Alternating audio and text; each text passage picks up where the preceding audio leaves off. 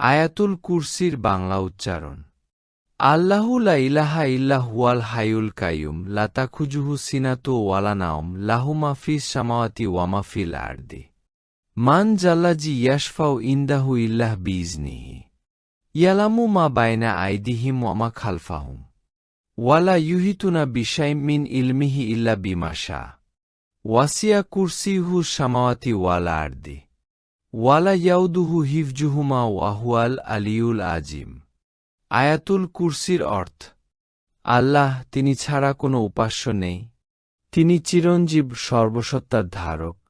তাকে তন্দ্রা অথবা নিন্দা স্পর্শ করে না। আকাশ ও পৃথিবীতে যা কিছু আছে সব তারই। কে সে যে তার অনুমতি ছাড়া তার কাছে সুপারিশ করবে? তাদের সামনে ও পেছনে যা কিছু আছে তা তিনি অবগত। যা তিনি ইচ্ছা করেন তা ছাড়া তার জ্ঞানের কিছুই তারা আয়ত্ত করতে পারে না। তার কুরসি আকাশ ও পৃথিবীময় পরিব্যাপ্ত। এদের রক্ষণাবেক্ষণ তাকে ক্লান্ত করে না। আর তিনি মহান, শ্রেষ্ঠ। ভিডিওটি ভালো লাগলে সাবস্ক্রাইব করতে ভুলবেন না।